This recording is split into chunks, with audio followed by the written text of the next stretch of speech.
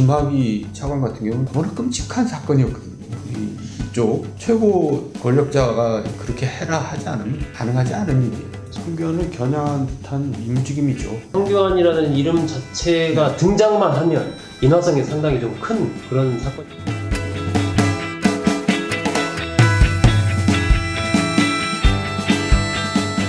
여권에서 이제 황교안 대표와 관련해서 또 여러 가지 공세를 펼치고 있는 이런 형국이 펼쳐졌어요. 우리 정 의원님. 자유한국당 지지율이 이제 계속 올라가고 있죠. 대통령 지지율, 여당 지지율 떨어지니까 이제 뭔가 위기감을 느끼기 시작한 것 같아요. 황교안을 저대로 두면 안 되겠다. 자유한국당이 그동안 너무 지리멸렬하고 지지부진했잖아요. 게다가 또 뭐 홍준표니 뭐 해가지고 막 좀 너무 좀 정상적이지 않은 노이즈 마케팅 같은 그런 리더십도 네. 그런 정치들이 횡행하다가 뭔가 좀 안정되고 차분한 사람이 나타나니까, 그리고 또 정치하고도 거리가 있었던 사람이 나타나니까 뭔가 역할을 하게 되는 것 같아요. 자유한국당 의원들도 만나면 저한테 그런 얘기를 하더라고요. 이제 우리가 뭐처럼 해 나갈 것 같으니까 좀 잘 귀엽게 잘 봐달라. 너무 이렇게 비판적으로만 보지 말아달라. 뭐 어쨌든 좀 우경화된 자유한국당을 이제 조금 이렇게 중도 쪽으로 트는 역할을 좀 했으면 본인도 가치가 올라가고 당도 지지율이 더 올라갈 텐데 그런 아쉬움이 있죠.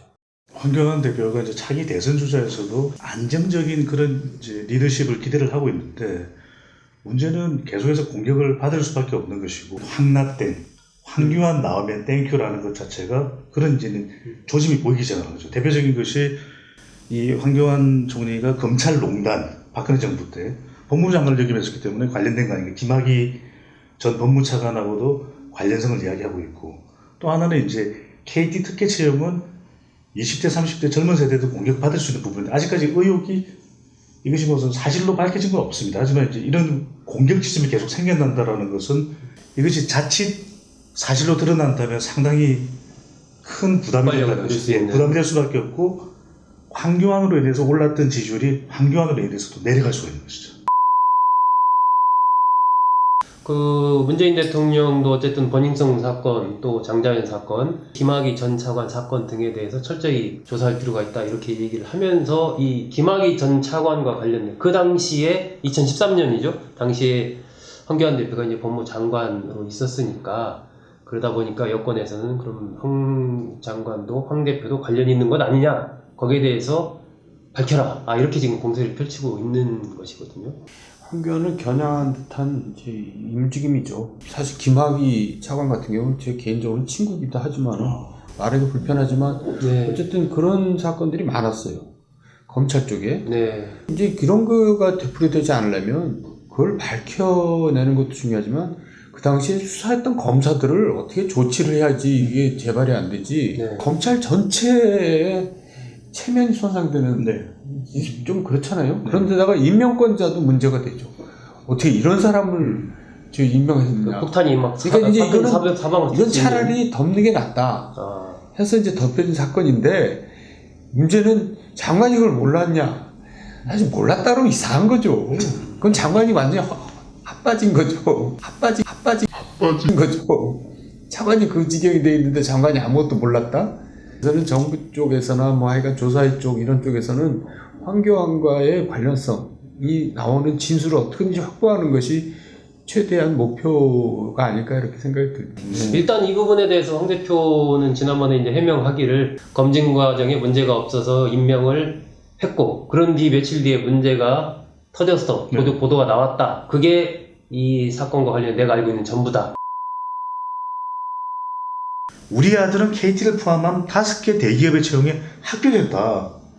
이게 무슨 자랑질입니까? 누구는 한 군데 되기도 쉽지 않거든요. 근데 5개 대기업에 다 합격했는데 선택해서 KT를 갔다. 물론 본인은 아니라고 KT 전혀 분명하게 이야기를 했지만, 노조에서 이제 그렇게 주장하고 나온 것이죠. 새 노조에서 이야기를 했다는 것인데, 유력 인사 6명이 채용 청탁을 한 정황을 확보한 것으로 뭐 알려진다, 이런 이야기도 나오고 있는데, 근데 이게 과연 우리 젊은 세대들이 생각할 때는 당대를 호령하는 총리고 당대를 호령하는 장관이고 실세인데 대통령 현안 대행까지 했지 않습니까?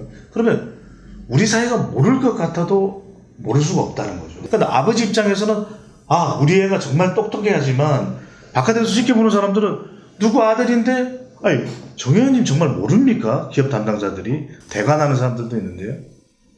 알겠죠. 근데 그러니까 너무 쉽게 말씀하시네. 이제 그래도 지금까지 이분이 살아온 그 어떤 운세, 지금 되게 좀 제가 웃기는 얘기 하는지 모르지만 관운 말씀하시는 이런 걸로 예. 봐서는 그게 뚫고 갈 가능성도 꽤 있어요. 이런 잔펀치를 저는 계속 맞으면서 거의 3년 가까운 시간을 버텨야 되거든요. 지금 가장 중요한 박근혜 전 대통령과의 관계 또는 최순실을 알았는지 몰랐는지와 관련된 부분, 또 김학의 전 본부장과 관련된 성접대 논란, 분명히 이런 잔펀치가 누적되면 그로기 상태에 빠질 수도 있는 것이거든요. 가랑비에 옷 젖는 가랑비에 옷 젖는 그런 거죠. 형국이다. 네, 물론 저는 위험성이 있다. 가랑비를 많이 맞아야 졌을 겁니다. 아마. 네. 앞으로 어떻게 될 것으로 보는지. 계속해서 지금처럼 이제 즉흥적으로 계속해서 이 사안이 있을 때마다 대응하는 것이 과연 능사인가. 그러니까 그 이슈에 하나하나 대응하는 이런 식의. 당의 근본적인 지금 쇄신이나 혁신이 더 중요한 과제이잖아요. 지금 이 박스권에 갇힐 가능성이 있거든요. 그러니까 최대 지지자들 다 끌어안아도 한 35%까지는 가겠지만 네, 그 이상 넘어가려면 이제 지금과 다른 행보를 보여야 되는데 과연 그럴 만한 역량과 의지가 있는가, 그런 게 더 중요하다고 봐요. 스스로 이슈를 만들어서 끌고 갈 수 있는 그런 능력, 그리고 이 자유한국당을 비롯한 보수 세력의 어떤 변화와 혁신을 만들어낼 수 있는가, 거기에 달려 있다라고 지금 두 분께서 말씀을 하신 것 같습니다.